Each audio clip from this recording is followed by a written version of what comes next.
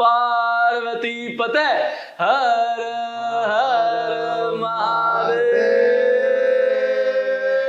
शंभू। राधे राधे। हर हर महादेव, राधे राधे, जय Shri Hare Krishna. Har Mahadev. How are your feelings here? अरे भाई एक सेकंड रुको यार, इंग्लिश रहने दो। नहीं, वो एक ही डायलॉग है, मेरे को भी उतना नहीं आता। वो एक ही मैंने कॉपी करके। How are your feelings here? और मतलब कृपा है महादेव की, मजा आ रहा है मेरे को यहाँ पे, एकदम बढ़िया लग रहा है। मतलब सभी आसपास अपने भाई बैठे हैं, तो ऐसा लग रहा है कि हाँ चलो भाई एक अपने घर में आए, पीछे एसी चालू है, ठंडी हवा आ रही है, यहाँ स्मैश पड़ा है, पी के फिर अच्छा लग रहा है ऐसा। मतलब all over I feel better and good. Yes, मैं एक सिनेमेटोग्राफर हूँ, तो मेरी जब सीजन चल रही थी तब मैं बाहर जाता हूँ प्री वेडिंग करने के लिए, कश्मीर जाता हूँ, उदयपुर, ये सब जगह पे घूमता हूँ। अभी ऑफ सीजन हुई थी तो तब मैं थोड़ा फ्री था, तो मैं इंस्टाग्राम देख रहा था, इंस्टाग्राम स्क्रॉलिंग करता रहता था। हाँ। तो वहां पर मुझे पॉडकास्ट देखने, तो मुझे इंटरेस्ट हुआ, अच्छा ये पॉडकास्ट ऐसे रीच से होता है, यहाँ से थोड़ा नॉलेज मिला, तो मेरे माइंड में फर्स्ट क्लिक हुआ अपन भी करते हैं, अपन भी ट्राई करते हैं। हाँ, तो आपके माइंड में फर्स्ट क्लिक कब हुआ कि आपको पग यात्रा करनी है? ये तो देखो, मैंने किसी को देखा नहीं, ठीक है, और ना ही मेरे अंदर ऐसा था। मैं जिस फील्ड से बिलोंग करता हूँ वो पूरा अलग था। जो मैं अभी हूँ, वो जो मैं पहले था उससे पूरा चेंज है। एक डांसर, एक छोटा छोटा एक्टर, या फिर एक्टिंग कर लेता था, आर्टिस्ट समझ लो, थोड़ा सा सिंगिंग भी कर लेता था, और इन सब से हटके फिर आप सीधा एकदम स्पिरिचुअलिटी में महादेव के पीछे लग जाना, यात्रा करना पैदल। तो ये दोनों का बहुत बड़ा चेंज है मेरी लाइफ में, और ये चेंज आया था मेरी दादी की वजह से। अच्छा, कैसे दादी की वजह से? कैसे? मेरी दादी, उनकी जब डेथ हुई थी तब ये थोड़ा सा चेंज आया था। अच्छा, सबसे बड़ा चेंज तब आया था मेरी लाइफ का। सबसे समझ लो या तो वीक पॉइंट था या सबसे चेंज पॉइंट था। अब जैसे महादेव की इच्छा है, वो मेरे को क्या समझाना चाहे मुझे वो समझ में आ गया। शायद हो सकता है इसको मैं वीक पॉइंट भी मान सकता था, और हो सकता है क्या मैं उसको अपने एक ले सकता था कि चलो ठीक है, अब अपने ऊपर हाथ रखने वाला निकल चुका है, अपने बड़े बुजुर्ग निकल चुके हैं, तो अब अपन को उस जगह पे आना पड़ेगा, अब अपन को आगे बढ़ना पड़ेगा, खुद से आगे बढ़ना पड़ेगा, क्योंकि अब कोई ऐसा कहने वाला नहीं है कि भाई हम हैं तेरे पीछे। तो वो एक जो होता है ना बुजुर्गों का हाथ ऊपर, वो निकल गया था। और दादी का, भाई मैं, दादी मेरे लिए भगवान का रूप थे। अच्छा, जैसे माँ बाप दुनिया पूरी दादी थी मेरी। ऐसे दादी के साथ बॉन्ड बहुत ज्यादा स्ट्रांग था। बहुत ज्यादा। मैं कहता हूँ आज के टाइम में ये जो जेनजीज लड़के हैं, गर्ल्स है, बॉयज है, इतना वो अपने रिलेशन को मानते हैं, गर्लफ्रेंड बॉयफ्रेंड, मैं मानता हूँ कि यार मैं उससे कहीं ज्यादा था शायद। अच्छा, दादी के साथ अपने रिलेशन में बहुत क्लोज था मैं, बहुत क्लोज। कोई भी एक बात उनसे छुपाता नहीं था। और मुझको ये तक याद है, अपने माँ बाप से बहुत मार खाई है भाई, बहुत मार खाई है। सब लोग खाते हैं, दादा से भी खाई है, अच्छा, ठीक है, स्कूल में टीचर से भी खाई है। लेकिन एक इंसान ऐसा था लाइफ में मेरे में, जिन्होंने मेरे को ऐसे तू करके बात नहीं की, और वो मेरी दादी थी। अच्छा, मतलब ऐसे करके कभी उन्होंने नहीं कहा, गुस्से से देखा नहीं मेरे को कभी। तो वो दादी का और मेरा बॉन्डिंग बहुत अलग था। और जब वो गए तब कहीं ना कहीं जाके मेरे माइंड में आया, या फिर ये समझ लो कि कहीं ना कहीं बुलावा था उनका, या फिर शायद उनको ये धाम करने थे, उनको ये यात्रा करनी थी, तो उन्होंने मेरे ऊपर डाल दे कि अब तेरी बारी है, तू कर। आपने सोचा कि आपको यात्रा करने के लिए जाना है, तो आपने पहली बार तो माँ बाप को बताया होगा। अरे तो बिल्कुल। उनका फर्स्ट रिएक्शन क्या था? चुपचाप उठ, काम कर फटाफट। अच्छा, ये रिएक्शन था उनका मेरे माता पिता का। क्योंकि मैंने 2021 में पैदल यात्रा की थी बालोतरा से केदारनाथ, जो करीबन 1800 किलोमीटर की थी, पहली यात्रा थी। और उसी दिन वही मेरी लाइफ का टर्निंग पॉइंट था। मैं आपको बताऊं कि सिर्फ 24 घंटे पहले जिस जगह पे मैं बैठा हूँ अपने घर में, कल उसी जगह पे, यस्टरडे उसी जगह पे मेरी दादी की बॉडी पड़ी थी। अच्छा, और मैं वहाँ पे बैठा था, और समझ लो आज की बात है, कल दादी को दाह संस्कार दिया, और मैं इतना बदकिस्मत था कि मैं अपने दादी को दाह संस्कार दे नहीं पाया, मैं पहुँच नहीं पाया, क्योंकि दादी एक्चुअली शुगर पेशेंट थे। तो जैसे ही उनकी डेथ हुई तो उनकी बॉडी ऐसे पिघलने लगी, तो डॉक्टर ने बोला कि जल्दी से जल्दी दाह संस्कार करना बहुत ज़्यादा ज़रूरी है। तो फिर मेरे हाथ में आया नहीं, और मैं अहमदाबाद से बालोतरा पहुँच नहीं पाया। तो उस टाइम पे जब मैं वापस घर पे आया, और मेरे पिताजी, अब घर में रहती है भीड़, उस टाइम पे बहुत ज़्यादा भीड़ रहती है, लोग आते हैं। तो मैं, मेरे पिताजी, और मेरे पिताजी की एक बेस्ट फ्रेंड है, वो पंडित है, प्रदीप अंकल करके उनका नाम है। तो वो ऐसे बैठे थे और मैं चाय पी रहा था, क्योंकि मैंने 3 दिन से कुछ खाया नहीं था। तो पापा ने जबरदस्ती बिठाया कि चल एटलीस्ट चाय पी और घर में थोड़ा सा ध्यान रख, काम करा, तुम घर के बड़े हो। इस मैं और मेरा बड़ा भाई हम दोनों के हाथ में थे, क्योंकि अब बाप की तो माँ गई है ना, मेरा तो दादी गई है, बाप को कैसे संभाले, कौन संभाले। तो वो वाली चीज थी कि हमको संभालना होता। और ये चीज हमें जल्दी समझ में आ गई थी, मतलब कुछ ही मिनट्स में मेरे को ये चीज समझ में आ गई थी कि अब बाप तो भाई टूट चुका है पूरी तरीके से, क्योंकि बाप का तो बाप भी नहीं है और बाप की माँ भी अब नहीं है। तो बाप के है तो हम ही, तो अब हमें उनको ऐसे हौसला देना पड़ेगा। तो मैं वहाँ बैठ के चाय पी रहा था और मेरे मुंह से निकल गया, सिर्फ मैं ये बोलना भी नहीं चाहता था, ना मैंने इस चीज के बारे में सोचा था कभी अपनी लाइफ में कि ये मैं बोलूंगा या फिर ये मैं करूंगा, कोई आइडिया नहीं, कहीं से एकदम ब्लैंक। ये चीज मेरे लिए कुछ था ही नहीं, वो अलग प्रिंस था और ये अलग प्रिंस। जस्ट ये वर्ड्स बोलने के बाद प्रिंस का पूरा लाइफ चेंज हो गया। ऐसे मेरे मुंह से उस दिन ऐसे निकला कि मारवाड़ी में बोलू चलेगा? हाँ बिल्कुल। ने कि पापा मने नहीं केदारनाथ जाना है। अच्छा। जस्ट मैंने ये बोला तो पापा के ठीक है तू जा प्रीजे, एक बार 12 दिन पूरा हो जाए आराम दर्शन करना चाहिए। मैंने कहा नहीं नहीं पापा मैंने पैदल जाना है। अच्छा ओके। तो पापा ने थोड़ी देर के लिए मेरे से मतलब जस्ट फॉर अ सेकंड मेरे को ऐसे देखा, चल चल उठ काम करा। तो ये मेरे पापा के एक्चुअल रिएक्शन थे। तो उस टाइम पे जो पंडित थे, जो पंडित बैठे थे, अब उनको क्या है ऐसे रहता है कि यार कब इंसान क्या बोल रहा है, उनको नॉलेज रहता है कि इसके मुंह से क्यों निकला, क्योंकि वो क्या कहते हैं पुजारी है, पंडित है, उनको इन सब चीजों का ज्ञान है एस्ट्रोलॉजी का, कि ये अगर उसके मुंह से निकला है तो ये शायद कुछ हो सकता है। तो अगले दिन मेरी अंकल से बात हुई, प्रदीप अंकल से, और मैंने उनको बोला, मैंने कहा काका, मैं उनको काका बोलता हूँ, मारवाड़ी में हम काका बोलते हैं। तो मैंने बोला काका मैंने सही में केदारनाथ पैदल जाना है। तो काका समझ गए कि ये तेरे को नहीं जाना, ये ऊपर से बुलावा आया है, तेरे को नहीं जाना, ये जो यहाँ से गए उनको जाना था और वहां से बुलावा आया है, इसलिए। कभी कभी हमें जाना नहीं होता, बुलावा ही आता है। बुलावा ही आता, और महादेव का तो है ही ऐसा है, बुलावा ही आएगा, आप नहीं जा पाओगे। उनकी कहते हैं ना पत्ता भी नहीं हिलता, उनकी मर्जी के बिना, उनकी मर्जी पता नहीं हिलता। आप कहाँ से बालोतरा से कहाँ उठ के पैदल चले जाओगे, अपनी कोई औकात नहीं है। ऊपर आशीर्वाद उनका है तो हम वहां पे पहुंच पाए, और उनके सिवा मैं तो ये समझता हूँ कि मैं कुछ नहीं, जीरो हूँ मैं, कुछ भी नहीं, कुछ भी नहीं। मैं अभी भी कुछ नहीं मानता। अगर महादेव मेरे साथ नहीं है तो प्रिंस मंचारिया कुछ नहीं है, सिर्फ एक ढांचा है और कुछ नहीं है बस। क्योंकि आत्मा उनकी अंदर, अभी आत्मा निकल गई तो क्या रहेगा पीछे, कुछ नहीं, राख हो जाएगा सब कुछ। हम लोग क्या प्री वेडिंग करते हैं ना, हम लोग बहुत सारी तैयारी भी करते हैं कि कौन कौन से कैमरा लेने हैं, कैसे कैसे लेंस लेना है, ट्राइपॉड लेना है, कौन सा ट्राइपॉड लेना है। यस बिल्कुल। तो आप जब यात्रा करने के लिए गए थे तो आपने कैसी तैयारी की? कुछ नहीं किया भाई, सही होता तो हाँ, लेकिन एक चीज थी कि मुझे इतना पता था कि मुझे पैदल चलना है, क्योंकि मेरी लाइफ का ये पहला ट्रैक था। मेरे को इतना पता है कि मेरे को पैदल चलना है, तो मैंने सिर्फ उस चीज पे फोकस किया, पैदल चलने पे। तो जब मैंने केदारनाथ की यात्रा की थी, उससे पहले मैं 400 किलोमीटर पैदल चल चुका था। अच्छा। मैंने प्रैक्टिस कर ली थी 1 महीने, और वो प्रैक्टिस मैंने अहमदाबाद में और राजस्थान के बालोतरा जो मेरा गांव है, मेरा जहाँ घर है, वहाँ मैंने की थी। आसपास में स्पॉट्स है, जसोल, माता रानी, भटियाणी, उसके बाद आता है नाकोड़ा, असोतरा, ऐसे आसपास में गांव है, पचपदरा है, फिर कनाना है। ये जो आसपास के गांव है वहाँ मैं पैदल गया एवरी डे में वहाँ पैदल गया। पहले आपने अपने आप को रेडी किया मैंने, हाँ, मतलब हेल्थ को रेडी किया मैंने, माइंड तो हो गया था रेडी, अब बॉडी को रेडी करना बहुत जरूरी था। तो और मैं हूँ भी एथलीट, डांस कोरियोग्राफर हूँ, डांसर हूँ, और 9 साल से डांस कर रहा हूँ। जिम का भी अच्छा खासा शौक था मेरे को, फिटनेस में, योगा में, ये सब चीज़ों में बहुत शौक था मेरे को। तो पहले दूसरा क्लिक तो यही आएगा माइंड में, अब बॉडी को रेडी करना है। तो फिर मैंने 400 किलोमीटर पहले ही चल लिया, यात्रा स्टार्ट करने से पहले मैं 400 किलोमीटर पैदल चल चुका था। और फिर जब पता चला कि अब ये चीज़ें चाहिए, तो वो आप नेट पे आज सब कुछ मिलता है, ऐसा बैग लाना है, ये चीज़ें रखनी है, ये रखना है, ये रखना है, कपड़े, शॉर्ट्स, बस। तो जब आप यात्रा ही कर रहे थे तो आपको सबसे ज्यादा सपोर्ट किसने किया था? महादेव ने। सपोर्ट उनका तो हाथ है। अब महादेव के बाद अगर मैं कोई बोलूँ तो सच में भाई माँ बाप है वो मेरे, और माँ बाप आज भी सपोर्ट करते हैं, गलती होने पे डांटते भी है।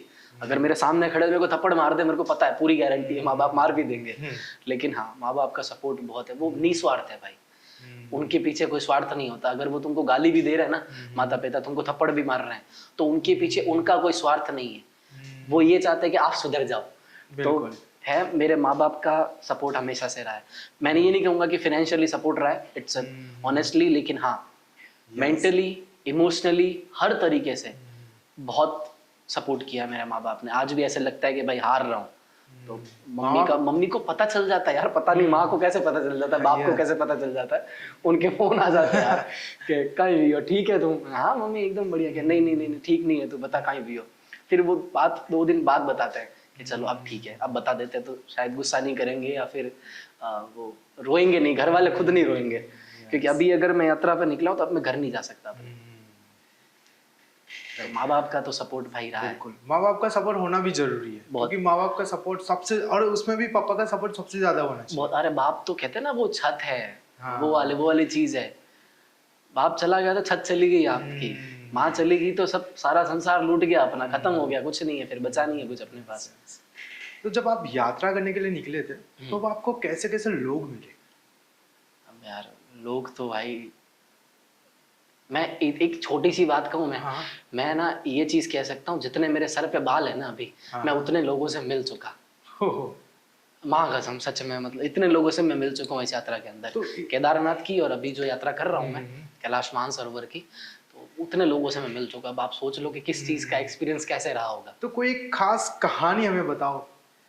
मैं किस टाइप की कहानी आप मुझे ऐसे पूछो? तो आपने बताया कि आपको इतने सारे लोग मिले, तो कोई ऐसा ही कोई एक व्यक्ति या ऐसा कोई एक लोग जिसको आपको मिलने के बाद कुछ अलग लगा हो? मैं सच बताऊं, सारे लोग खास है यार। अच्छा, सारे खास है मेरे लिए। क्योंकि अगर वो लोग मेरे को इस यात्रा में मिले ना, बाकी पूरी दुनिया तो मेरे को नहीं मिली। हाँ। मतलब और भी तो लोग नहीं मिले मेरे को, वही लोग क्यों मिले? क्योंकि कहीं ना कहीं वो चुने गए थे महादेव की तरफ से कि वो खास थे, कि ये तुझे मिलना चाहिए इस यात्रा में। तो ऐसे बहुत सारे लोग मुझे मिले, उनमें से कुछ सेलिब्रिटीज है। अच्छा। कुछ मैं ये कहूँगा भिखारी भी है। हाँ, कुछ लोगों के पास घर नहीं है रहने को, कुछ लोग बिजनेसमैन है। मतलब हर फील्ड का इंसान जो इस धरती पे रहता है, हर फील्ड का इंसान मेरे को मिला है। और नीचे से नीचे और ऊपर से सब लोगों को ऊपर से। आपने सेलिब्रिटी का नाम लिया, तो कौन से सेलिब्रिटी को आपको मिले? मैं हिंदुस्तानी भाव से मिला। अच्छा। और जब मैंने केदारनाथ की यात्रा की थी तो राघव भैया से मिला, जिनका अच्छा। मैं वैसे मतलब ऐसे वो दिख जाता, मैं तो लुट जाऊं ऐसे उनके सामने। तो राघव भैया से मिला मैं, उनका एक अलग ही है मेरे से कनेक्शन। जैसे आपने बताया कि अलग कहानी, हाँ, तो वो अलग कहानी क्या है, हम लोग जानना चाहते हैं। एक्चुअली जैसे मैंने आपको बताया कि ईशान भंडारी उनका फ्रेंड है, तो मैं बहुत ऐसे रिक्वेस्ट पे था। मेरे को अभी है ना 2 ही लोगों से प्यार है। अच्छा। अभी हम जिस फील्ड में हैं, अगर मैं महादेव की भक्ति करता हूँ, मैं स्पिरिचुअल हूँ थोड़ा सा, और हालांकि मैं पंडित भी हूँ, मैं ब्राह्मण हूँ, तो वो तो एक खून में आ गई अपने। तो अगर मैं कुछ लोगों के कहते हैं ना कि आप जुड़े हुए हो दिल से, वो आपको नहीं मिले, वो आपको नहीं जानते, बट फिर भी आप उनसे पूरे दिल से कनेक्टेड हो। लेकिन भगवान की कृपा से, महादेव की कृपा से, हालांकि वो दोनों ही लोग मेरे को अच्छी तरह से जानते हैं। वो बहुत बड़ा ओहदा है उनका समाज में, इंडस्ट्री में, ऑल्सो बॉलीवुड इंडस्ट्री में, और लोगों के सामने बहुत लोग उनको भगवान भी मानते हैं। तो 2 लोग मेरे ऐसे लाइफ में हैं, एक जिसका नाम मैंने आपको बताया राघव जुआल, और दूसरे हैं बाबा हंसराज रघुवंशी। मैं उनका बहुत डाई हार्ट फैन हूँ, बाबा हंसराज रघुवंशी का। और किस्मत इतनी अच्छी है, माँ बाप का आशीर्वाद, महादेव का आशीर्वाद रहा है कि भाई जो लोग मेरे लिए इंस्पिरेशन है मेरी लाइफ में, वो लोग खुद मेरे को जानते हैं, मेरे नाम से जानते हैं कि हाँ ये कोई लड़का है और ऐसे ऐसे कर रहा है। तो उनमें से एक से तो मैं मिल लिया, जैसे मैंने आपको बताया राघव के लिए। तो ईशान भैया से मैंने कांटेक्ट किया। जब मैं नागौर के पास पहुंचा तो मेरा स्टार्टिंग से था कि देहरादून बीच में आएगा और ऋषिकेश आएगा। तो उस टाइम पे नॉलेज नहीं था कि देहरादून आएगा ऋषिकेश, बट ये पता था कि राघव इधर ही रहता है। हाँ। या तो देहरादून या फिर ऋषिकेश। अब उनका क्या है, राघव भाई बहुत मौजीले आदमी, एकदम जिंदगी जिंदाबाद। हाँ, कभी इधर कभी इधर, कभी इधर कभी उधर। हाँ, तो ये 2 चीज तो मैं उनकी स्टोरीज में, उनके पोस्ट में कहीं ना कहीं देखता रहता था। ये अपडेट मिलते रहते थे। एक राघव जुआल अपडेट्स करके एक पेज है, तो हाँ वो अपडेट देता रहा कि अभी राघव इधर है इधर है करके ऐसे। तो मैं राघव को भी फॉलो करता था, राघव भैया को भी, और वैसे अपडेट को भी फॉलो करता था। तो अब मेरे को से 2 ही माइंड में था, या तो देहरादून या फिर ऋषिकेश, इन दोनों जगह। मैंने कांटेक्ट किया ईशान भैया से, और ईशान भैया से मैंने अभी कांटेक्ट नहीं किया, जब वो डीआईडी में आए थे राघव भैया, मैं तब से उनके कांटेक्ट में, तब से मैं उनको फॉलो कर रहा हूँ, तब से मैं उनको मैसेज कर रहा हूँ, हाय हेलो बातचीत होती रहती है। तो फाइनली जब मैं नागौर पहुंचा और मेरे को क्लिक हुआ, मैंने कहा ईशान भैया से कांटेक्ट करो। और वो एक दिन भी ऐसा नहीं था नागौर से लेते हुए केदारनाथ तक, आई मीन राघव भैया से मिलने तक, ऋषिकेश तक, मैंने हर दिन अपने चेहरे की ऐसे वीडियो बना के ईशान भैया को भेजी है, भैया मैं आज यहाँ पहुंचा हूँ, आज यहाँ पहुंचा हूँ, आज यहाँ पहुंचा हूँ, और वो भी मेरे से अपडेट लेते थे। अच्छा। बट एक टाइम ऐसा आया, फिर मैं फाइनली रो दिया यार मैं, कि मेरे को मिलना है राघव से कैसे भी करके, एक बारी लाइफ में मिलना है। और मेरे सपने बहुत अजीब है भाई, मेरे को ऐसा होता है ना कि अपनी लाइफ में एक वो कि कुछ तो करना है। अब जैसे ये दो इंसान हैं, राघव जुयाल भैया और बाबा हंसराज रघुवंशी जी, मेरा ऐसा मानना है कि मैं ऐसा कोई काम करूं वो मुझसे मिलना चाहे, मैं ऐसा कोई काम करूं वो मुझसे मिलना चाहे। हम तो उनसे मिल रहे हैं, उन्होंने बहुत कुछ कर लिया अपनी लाइफ में, लेकिन मैं ऐसा कुछ करूं कि वो मुझसे मिलना चाहे। तो मेरा वही था, मैं ये यात्रा कर रहा था और ईशान भैया को वीडियोस भेज रहा था। एक बारी मैं वीडियो में रो दिया, मैंने कहा भैया राघव भैया इक्वल टू महादेव मेरे लिए ऐसा बराबर है, वो चाहे अपनी पर्सनल लाइफ में कैसे भी हो, लेकिन मैं उनको देख के बहुत कुछ सीखा अपनी लाइफ में। मैं अगर मिल लूंगा ना, मुझे ऐसा लगेगा मैं महादेव के ग्रुप से मिल लिया। और यही दूसरा ऑप्शन मेरे लिए बाबा हंसराज रघुवंशी जी के, जो महादेव के गाने गाते हैं, उनके लिए है। तो ये जब वीडियो मैंने भेजी ऐसे, तो ईशान भैया अब उनको क्लिक हुआ, वो सीरियस हुए, उन्होंने सीधा राघव को फोन लगाया और उन्होंने एवरीडे, ईशान भैया ने उस दिन से एवरीडे मेरे अपडेट राघव तक पहुंचाए। और जबकि उनका शूट चल रहा था, वो उन तक पहुंचाए। मैंने कहा भाई ये तो, फिर फाइनली एक वो मेरे को पता नहीं था, वो मेरे को ईशान भैया ने बोला था कि अब तेरे अपडेट्स पहुंच रहे राघव के पास, तू टेंशन मत ले, तू ऋषिकेश पहुंच। फाइनली मैं ऋषिकेश पहुंचा और बहुत एक्साइटमेंट था, लाइफ का सबसे बड़ा मोमेंट था मेरा, क्योंकि जहाँ से मैं बिलोंग करता हूँ बालोतरा से, वहाँ राघव के बहुत फैन है, बहुत फैन है। और मैं उनमें से एक निस्वार्थ फैन हूँ उनका। मतलब अपना कोई वो है नहीं कि स्वार्थ के लिए या फिर फोटो खिंचवाने के लिए या फिर फेमस होने के लिए राघव भैया से मिल ले, नहीं, मैं जेन्युइनली उनका बहुत बड़ा फैन हूँ मैं, जेन्युइनली डाई हार्ड। तो एक बारी क्या है, बालोतरा में राघव भैया आए थे पहली बार, मैं बहुत छोटा था।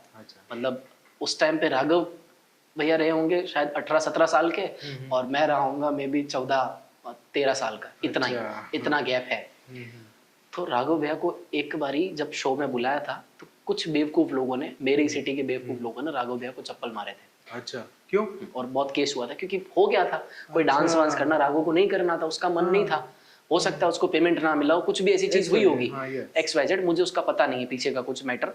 मुझे ये पता है कि उनको किसी ने मारा था, चप्पल वगैरह मारी थी, फिर राघव भैया को इमरजेंसी में निकलना पड़ा मुंबई वापस। तो मेरा ऐसा था कि यार उस सिटी में जहाँ पे राघव को इग्नोर किया गया, उसी सिटी का बंदा राघव के लिए कुछ भी कर सकता है। ये बहुत फर्क है इन चीज़ों में। मैं बचपन से राघव का हूँ, तो फाइनली मैं जैसे ऋषिकेश पहुंचा, तब ईशान भैया से मैं मिला। अब कैसे मिला, ये बहुत बड़ी कहानी। इस यात्रा का सबसे बड़ा, एक केदारनाथ की यात्रा का सबसे बड़ा पॉइंट है। मेरी लाइफ में कभी ऐसे मेरे साथ हुआ नहीं है। मैं ऐसा समझ लो कि मैजिक हुआ है, कहते हैं ना जादू होता नहीं है, लॉजिक होता नहीं है, मैजिक नहीं होता, सब कुछ होता है। मानो तो सब कुछ है, ना मानो तो कुछ नहीं है। मेरे लिए वो लॉजिक भी था और मैजिक भी था, महादेव का, दोनों ही थे मेरे लिए।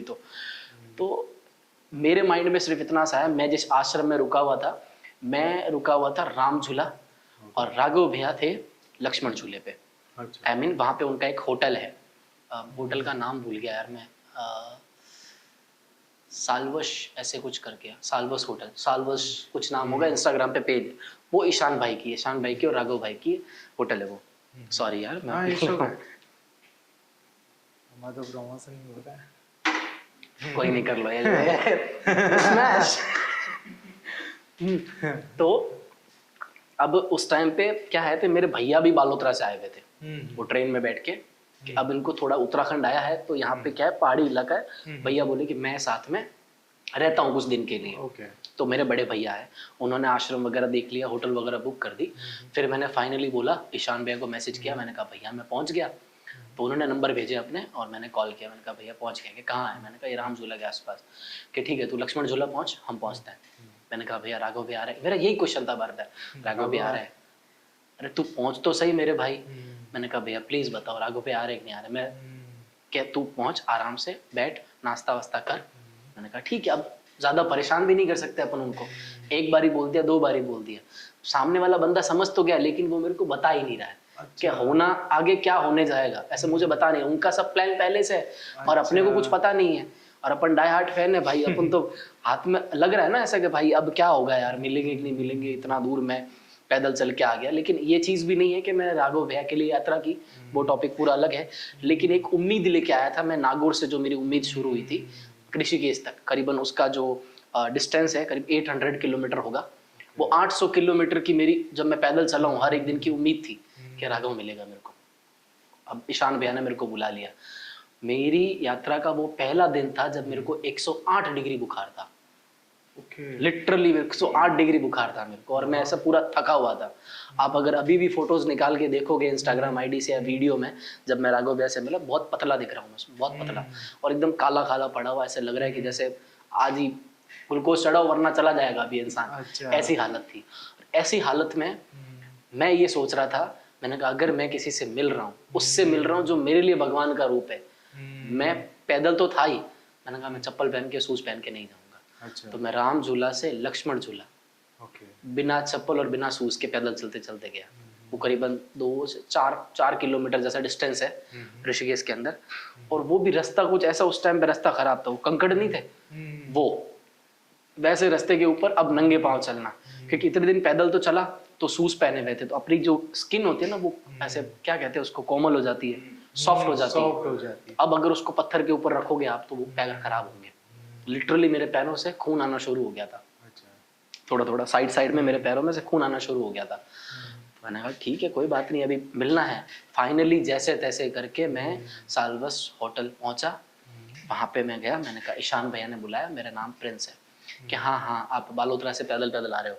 मैंने कहा चलो, यहाँ तक तो उनको तो पता तो है कि एक अपडेट दिया हुआ है कि हाँ आ रहा है। फिर मेरे को बिठाया और कॉफी आई एक, मैंने कॉफी पी। अब मुझे पता है कि क्या पीना है क्या नहीं पीना है, कि अभी उस टाइम पे मैंने क्या किया, पैरासीटामोल मेरे पास पड़ी थी, पहले से लेके रखी थी। मैंने कहा मेरा परफॉर्मेंस खराब नहीं होना चाहिए राघव भैया के सामने, तो पैरासीटामोल ली और कॉफी के साथ पी ली।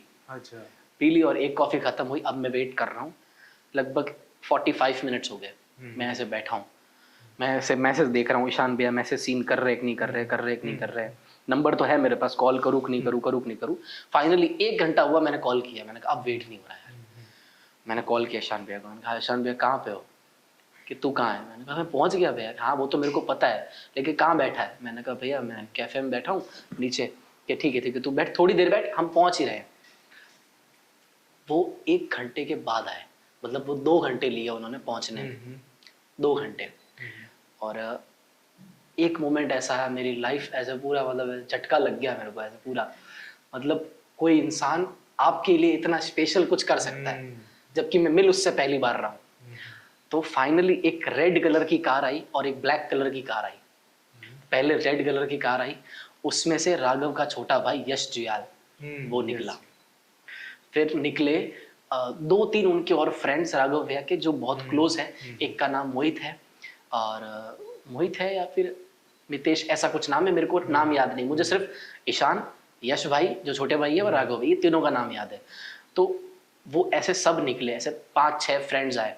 वो आ रहे हैं ऐसे कैफे में, यश आया पहले, यश जुयाल आया, आयु प्रिंस पंचार है। मैंने कहा हाँ जी भैया नमस्ते प्रणाम। क्या रहे भाई, क्या प्रणाम प्रणाम बोल रहे एकदम, मतलब ऐसे नॉर्मली पूरा ऐसे, क्या कैसे बिहेव करते हैं वो लौंडे आपस में, कैसे बिहेव करते हैं वैसे। अरे क्या यार तू पैदल चल के आया, बहुत बड़ी बात है ये वो, क्या पिया क्या खाएगा बता। भैया कुछ नहीं, मेरे को मिलना है। तो जैसे ही उन्होंने ऐसे ना ऐसे हाथ रखा कमर पे, वो रखता है ना अपने फ्रेंड्स में, हाथ रखा, तू बहुत गर्म है भाई। मैंने कहा भैया बुखार आया हुआ है मेरे को। तो बोले अरे यार सॉरी करके ऐसे फिर बात आगे बढ़ी। इतने में 1-2 और फ्रेंड्स आए, तो पूरा ऐसे ग्रुप बन गया।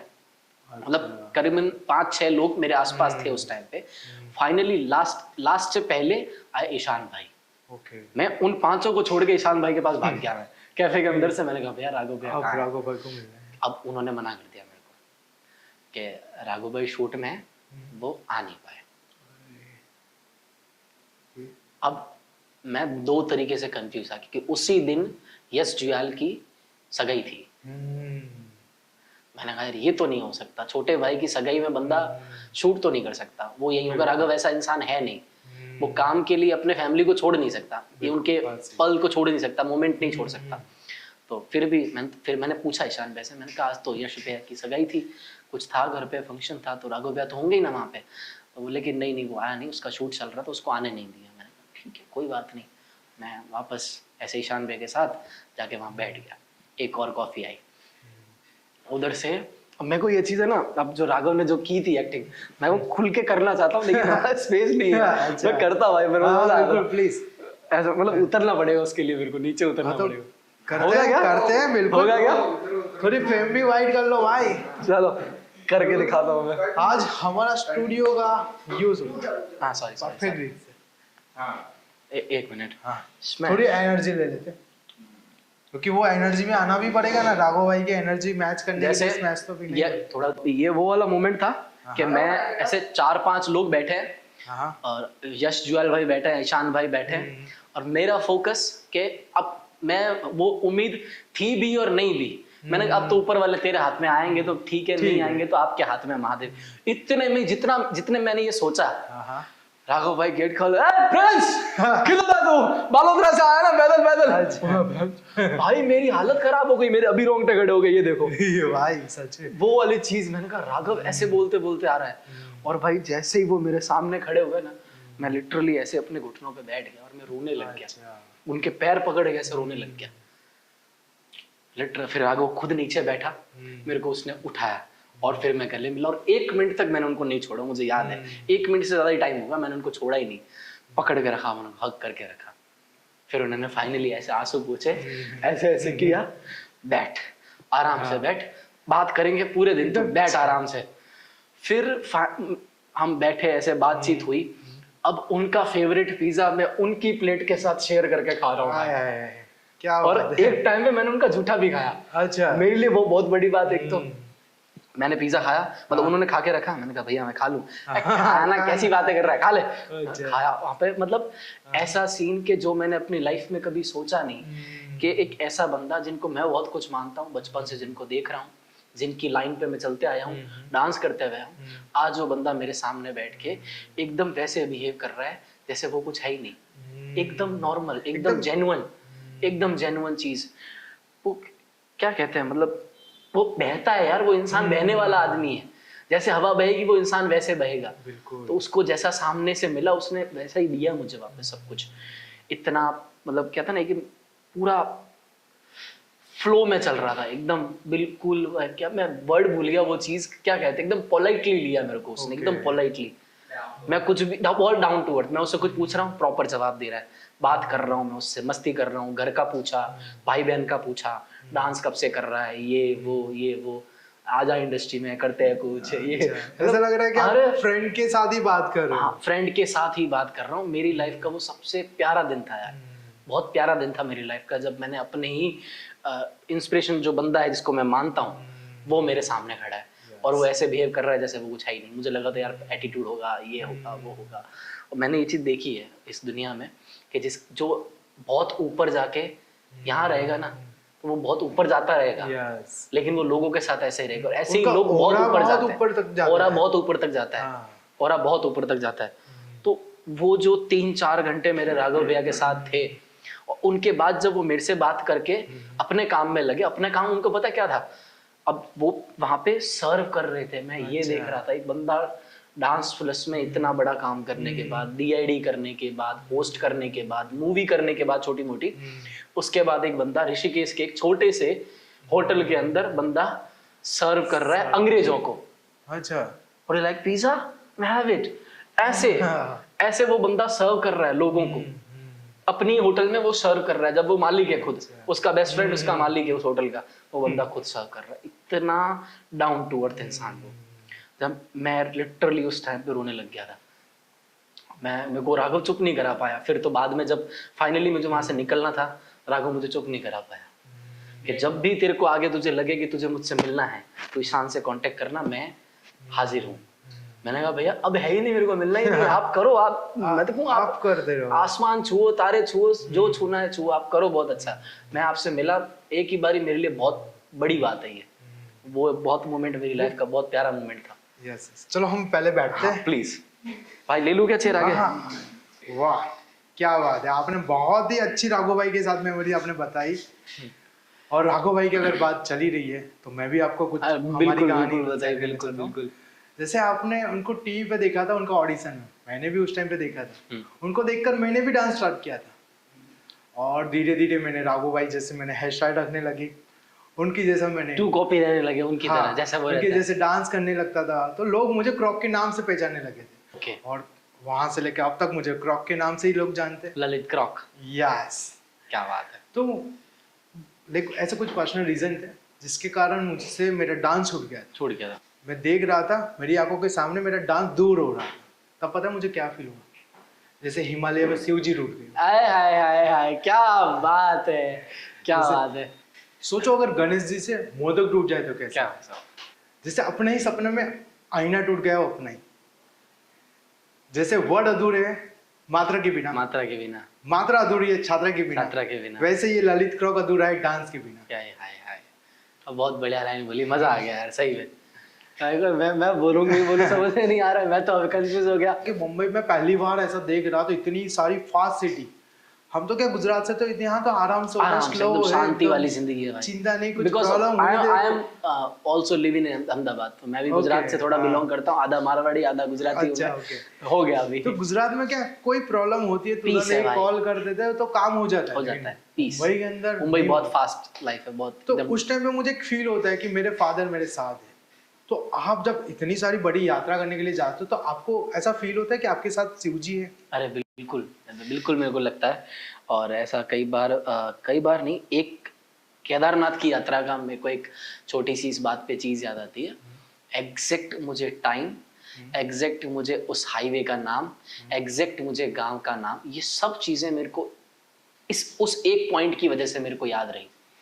आप अगर राजस्थान से हरियाणा जाते हो तो एक बॉर्डर आता है झूपा बॉर्डर, आप गूगल पे सर्च करोगे तो आपको मिल जाएगा ऐसे, झूपा बॉर्डर।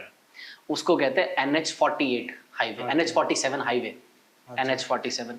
वो केदारनाथ की यात्रा का मेरा ऐसा पहला दिन था जब मैं सुबह उठ के 2 बजे मैं उठा, रात में 2 बजे उठा, रात को जल्दी सो गया था मैं, 7 बजे सो गया था शाम को, और 2 बजे उठा।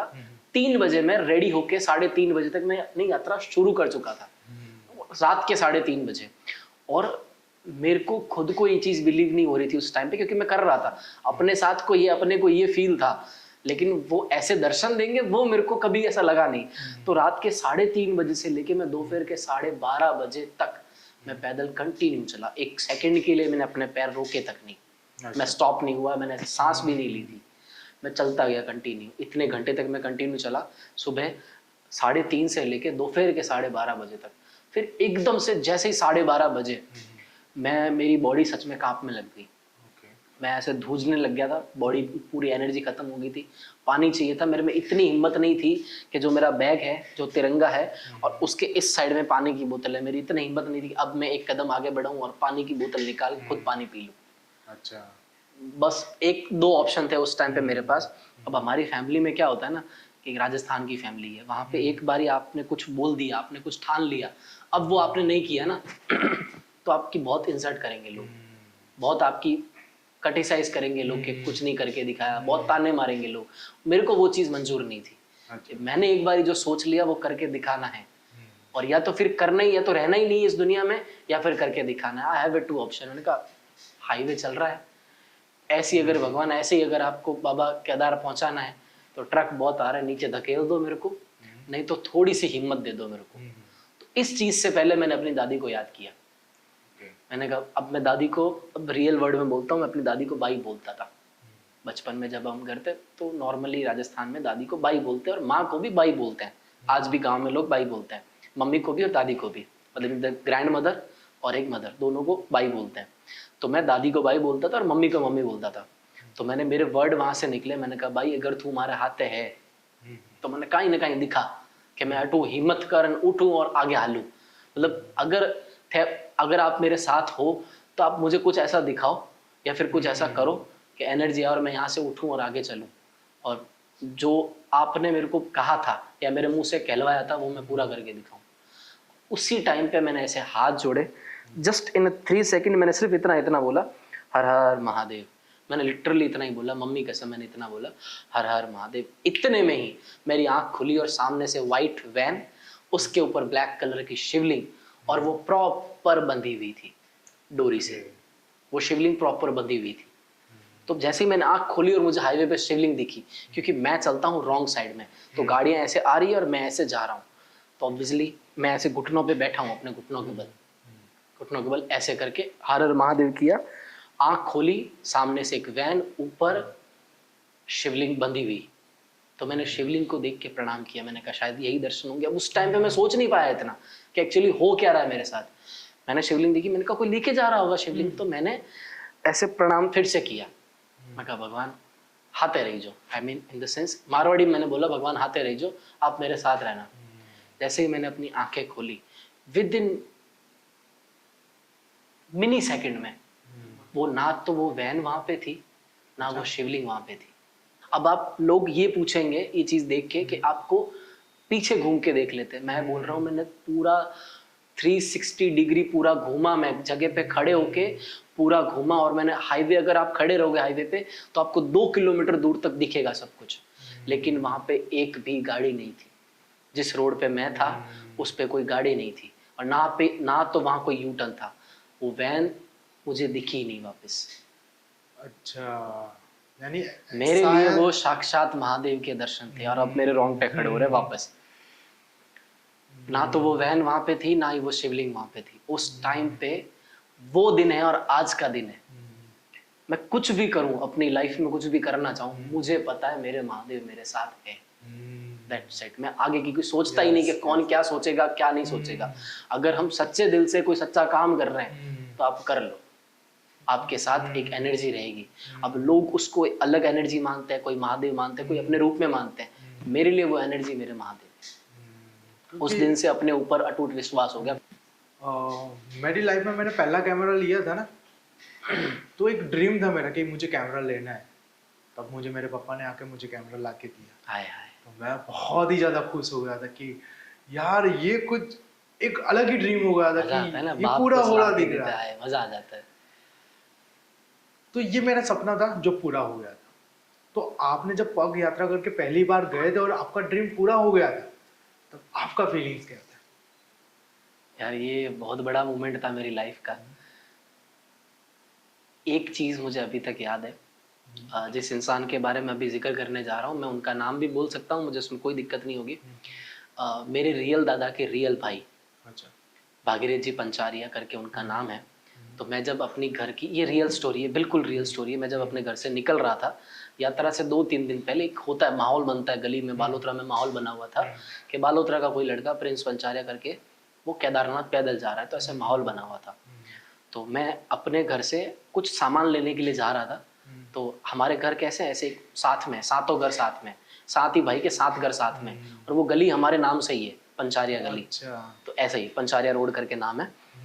तो सबसे कॉर्नर पे मेरे सबसे बड़े दादाजी, जो मेरे रियल दादा के बड़े भाई है, सबसे बड़े दादा, वो वहां बाहर बैठे थे अपने घर के बाहर कुर्सी लगा के। और उनके पास 4-5 मेरे स्कूल के फ्रेंड्स जो क्लासमेट्स होते हैं, क्योंकि वो घर के आसपास ही रहते हैं, वो वहां खड़े थे। और मेरा क्या है, बचपन से मैंने अपने पापा के लिए लोगों के मुंह से हमेशा बुरा सुनता आया हूँ। उसमें कोई बड़ी बात नहीं कि कहीं ना कहीं पापा की गलती रही है, मेरे पिताजी की। हाल फिलहाल अभी बहुत बढ़िया है, लेकिन कहीं ना कहीं पापा की गलती रही। वो कहता है ना कि जब बड़ा कुछ गलती करता है तो आपके पीढ़ी में वो आएगा। अगर आपने कुछ, आपके माँ बाप ने या बुजुर्गों ने कुछ कांड किए तो आपको सुनना पड़ेगा आने वाली पीढ़ी में। तो वो चीज़ मेरे साथ हुई थी उस दिन, और ये चीज़ नॉर्मल है, मैं इस चीज़ को बड़ी बात नहीं मानता। आज अगर मैं कोई गलती करूंगा तो ऑब्वियसली अगर शादी होगी तो मेरे बच्चों को सुनाएंगे, सिंपल सी बात है। या अगर पापा ने कोई गलती की है तो बच्चों को सुनाया जाएगा कि तुम्हारा बाप ऐसा है, तुम्हारा बाप वैसा है, ये है वो है। तो उनमें से एक कहने वाला इंसान भागीरथ जी पंचारिया, वो मेरे दादा थे। वो जब बोलते थे ना, वो इतने कड़वे शब्द बोलते थे कि खड़ा खड़ा इंसान मर जाए, वो शर्म से मर जाए, इतने कड़े शब्द बोलते थे। तो उन्होंने मेरे क्लासमेट्स के सामने, डैनियल भाई ये मजाक नहीं कर रहा हूँ, ये रियल है, मैं ऐसे जा रहा था और क्लासमेट्स इशारा करके बोल रहे थे कि प्रिंस आ रहा है, ये तो 2-3 दिन बाद केदारनाथ पैदल जा रहा है। तो मेरे को मेरे दादा ने बुलाया कि ओ छोरो जाई, कि ऐसा करके ओ छोरो जाई पैदल, ए हटी आ रहे, मतलब मारवाड़ी चलेगा ना, कि हटी आ रहे। कि मेरे भागीरथ जी दादा ने ये बोला। उनको बहुत मानते भी, ऐसा नहीं कि वो इंसान कुछ है नहीं अपनी लाइफ में, बहुत कुछ किया है उन्होंने अपनी लाइफ में।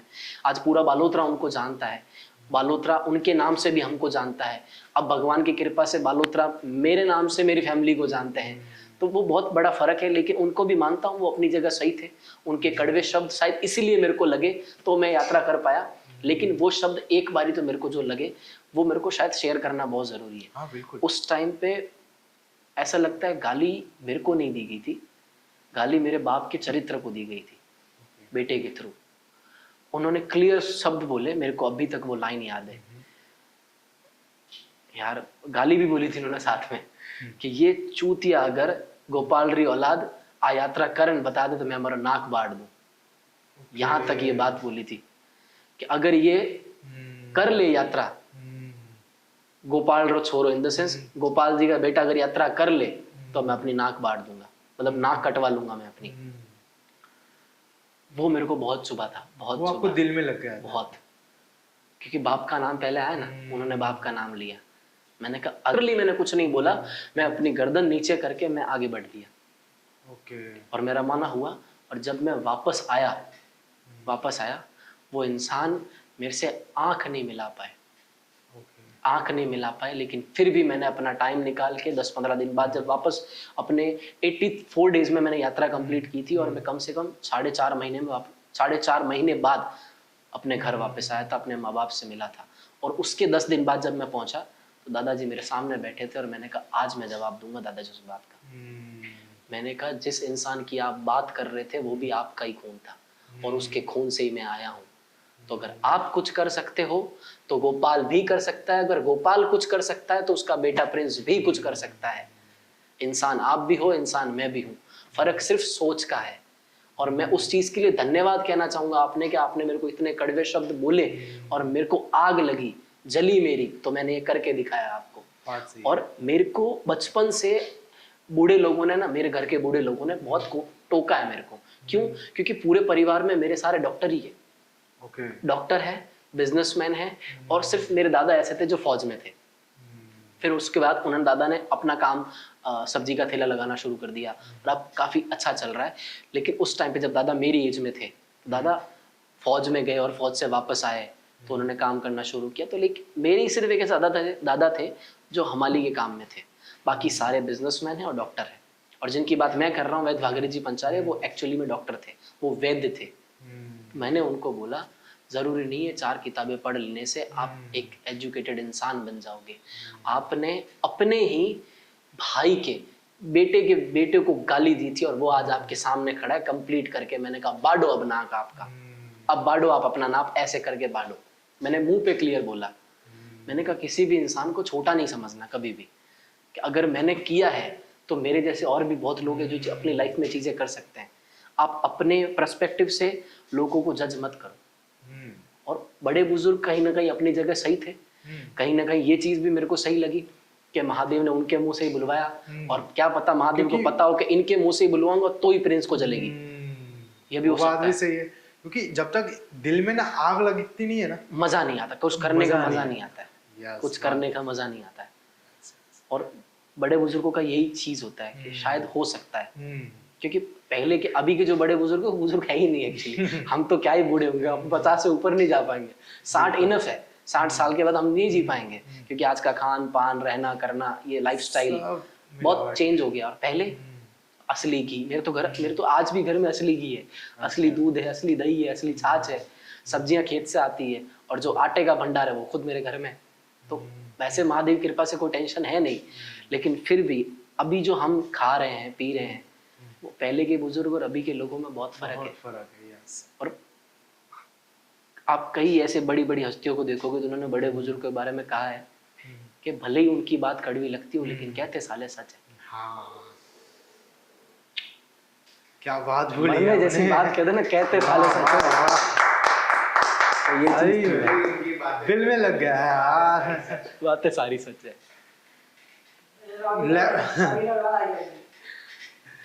बात से, क्योंकि वो क्या होता है कि दिल हमारा लेफ्ट साइड में होता है, लेकिन बात वो राइट करता है। करेक्ट। जैसे कि कभी कभी ना हम ब्लैंक हो जाते हैं, तो प्रिंस क्या करता है? प्रिंस क्या मैं डांस करता हूँ भाई। मैं डांस करता हूँ मैं। हाँ, कोई भी सॉन्ग लगा कर डांस करने लग जाता हूँ मैं। या ये एक चीज और है कि कभी अगर ब्लैंक हो जाऊं मैं, तो ये चीज मुझे पब्लिकली नहीं बोलनी चाहिए, लेकिन हाँ, मैं सिगरेट पीता हूँ तो मैं सिगरेट पी लेता हूँ। आपने बताया कि आप ब्लैंक हो जाते हो तो आप डांस करते हो। हाँ, ठीक है। तो उससे आपको एनर्जी मिलती मुझे ऐसा लगता है कि जो मैंने गुस्सा आ रहा है, जो ब्लैंक हो गया हूँ, मतलब अगर ब्लैंक होते किस चीज से हो, या तो आप डिप्रेशन में जा रहे हो, आपका कोई काम नहीं बन पा रहा था, गुस्से में हो, आप नाराज हो, मेरे को एक ही सॉल्यूशन लगता है, अगर मैं पब्लिक में कहीं बैठा हूँ तो I will go for a cigarette. अगर मैं अकेला हूँ, अब म्यूजिक डाला, कान में ईयरबड्स ठोक के डांस करना शुरू कर दो। अच्छा, मुझे उससे एनर्जी मिलती है, दोनों चीजों से एनर्जी मिलती है। कोई कुछ भी सोचे, मेरे को एनर्जी मिलती है, क्योंकि ये मेरा पर्सपेक्टिव, मैं उस तरीके से सोचता हूँ। सबका अलग अलग होता है। मैंने आपके बहुत सारे वीडियोस भी देखे, आपने इंस्टाग्राम पे पोस्ट किए, मैंने देखे कि आपको बहुत सारे लोग मिलने के लिए आते हैं। हाँ, तो आप क्या सोचते हो उनके बारे में? डिपेंड करता है कि वो मेरे साथ बिहेव कैसे कर रहे हैं। अच्छा, एक चीज इस पे को डिपेंड करता है। दूसरा ये कि अगर कोई मेरे से मिलने आ रहा है तो मैं इस चीज को लेके पूरा श्योर हूँ कि ये इंसान का कनेक्शन मेरा पहले कहीं ना कहीं रहा है। अच्छा, महादेव ऐसे ही नहीं मुझे किसी से मिलवाएंगे, yes, कहीं ना कहीं कनेक्शन रहा है। तो मैं उन लोगों से बहुत कुछ सीखता हूँ भाई। मैं पहले बहुत शैतान था, बहुत अच्छा। शैतान था, बहुत सारी ऐसी चीजें की है जो मेरे को बतानी अच्छी नहीं लगेगी, लेकिन और हर बच्चा करता है ये, हर चीज के, हर इंसान के अंदर होती है, बचपना हर एक के अंदर होता है। एक जब एज में आ जाता है तो आप से काम करने लगते हैं जो आपको खुद को सही नहीं लगते। तो उन लोगों से मेरे को बहुत सीखने को मिला कि किस जगह पे कैसे क्या बिहेव करना है, किस जगह पे आपको कैसे रहना है, आपकी लाइफस्टाइल आप कैसे सही कर सकते हो, आप खुद कैसे अपने आप को प्रोटेक्ट कर सकते हो। ये सारी चीजें जो मैं आज आपके सामने बैठ के बात कर रहा हूँ, ये भी शायद जो भी आज मेरा फैन बेस है, मैंने उन लोगों से सीखा है। मेरे को कुछ नहीं आता भाई, मेरे को नहीं आता था, तो ये सब मैंने उन लोगों से सीखा है। और कहीं ना कहीं ऐसा लगता है कि चलो अभी मेरे से जो भी मिलने आ रहा है, जिन्होंने मेरे से हाथ मिलाया, गले मिले, मैं ये चाहता हूँ उनका जो स्पर्श है, वो सभी लोगों का स्पर्श मैं कैलाश को स्पर्श करके आऊँ और वो सभी लोगों के दर्शन हो जाए एक साथ में। मैं ये चाहता हूँ पूरा भारत, जितने भी लोग मेरे को रास्ते में मिले। और मैं अभी ये चीज़ कहना चाहूँगा कैमरे में कि इस यात्रा में जितने भी मेरे को अभी तक जो लोग मिले हैं, जितने लोगों ने मेरे को हेल्प की है, जितने लोगों ने मेरे को मोटिवेट किया है, और जितने लोगों ने मोटिवेट नहीं भी किया है, कुछ भी किया है, अगर नेगेटिव पॉजिटिव किसी भी सेंस में, उन सभी का मैं आशीर्वाद लेके, उन आप सभी की मैं एक वो उम्मीद लेके कैलाश पर्वत पहुंच के आप सभी लोगों के लिए मैं दर्शन करूंगा। जैसे कि आप यात्रा करने के लिए निकलते हो तो कभी कभार तब धूप ज्यादा होती है, या फिर बारिश होती अरे है, भाई। या फिर विंटर भी होता है, अब तो कितनी सारी परेशानी होती है। मैं इसका कोई किस्सा सुनाऊं आपको? हाँ, यस, बिल्कुल। और ये किस्सा आपके वडोदरा का है एक्चुअली। हाँ, मेरी फट गई थी मेरी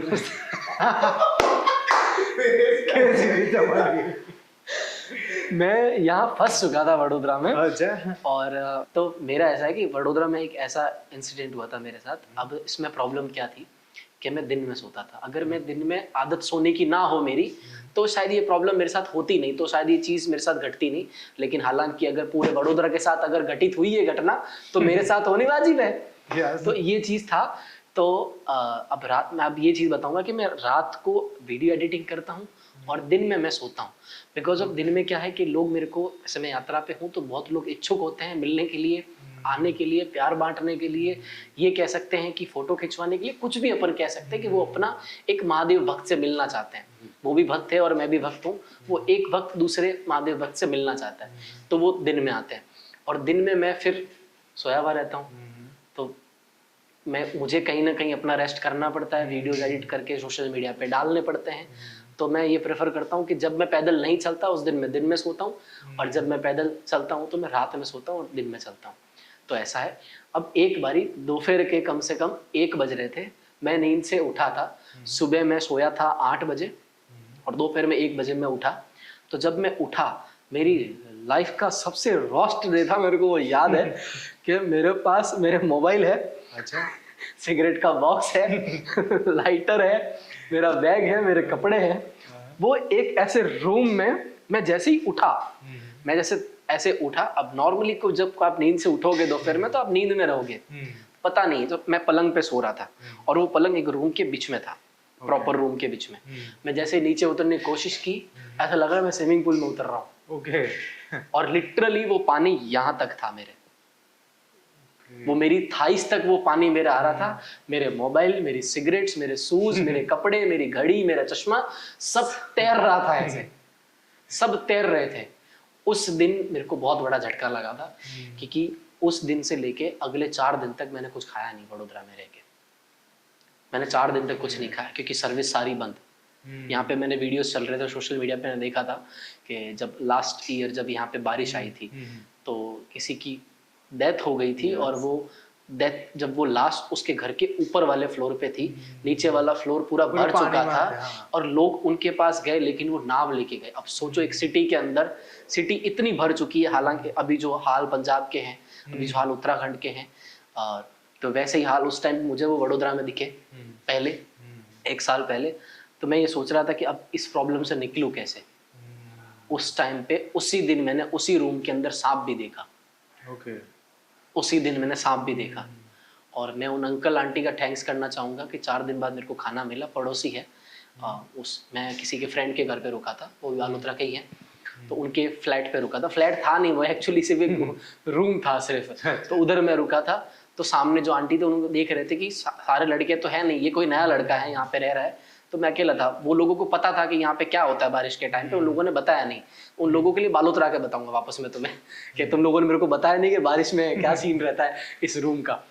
तो आंटी, एक अंकल और आंटी ने देखा, पड़ोसी सामने थे, वो आते रहते थे, तो उन्होंने बोला कि आपने कुछ खाया नहीं है, अगर आपको कुछ चाहिए खाने को तो आप ले लो। उन्होंने मेरे को मैगी बना के दी, खिचड़ी बना के दी और चाय बना के दी और कुछ बिस्किट्स और वो दिए। वो खाना मेरे को 2 दिन चला। उस पानी के रूम में ये पानी बाहर निकालूं तो निकालूं कैसे।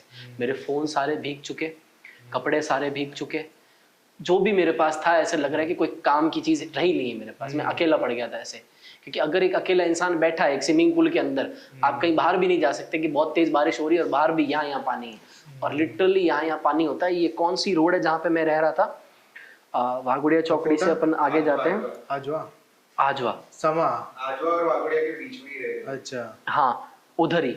और एक ये बड़ा पाव वाला है, कौन है पता नहीं, जो फेमस है थोड़ा बड़ा पाव वाला। बर्गर वाला कौन है? बर्गर वाला सिटी में होगा।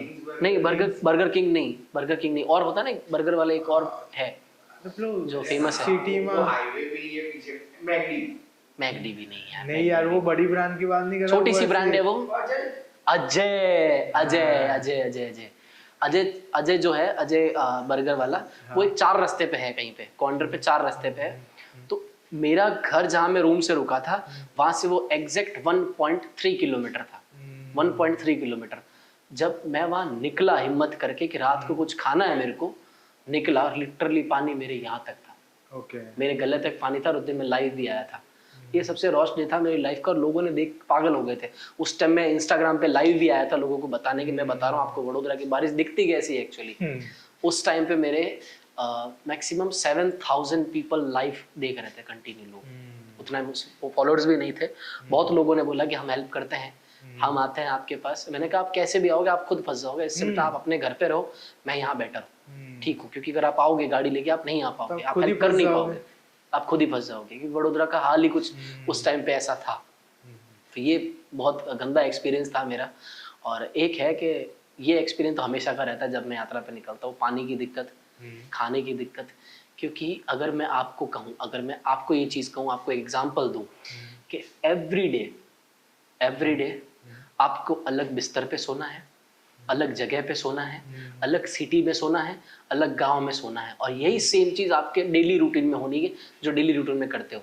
अगर अलग जगह खाना खाना है, अलग जगह का पानी, अलग जगह के लोग, अलग जगह का जहाँ रहना, मतलब आपकी जो लाइफ है, अब आप अपने घर में रहते हैं तो कैसा होता है कि नॉर्मल लाइफ चलती है।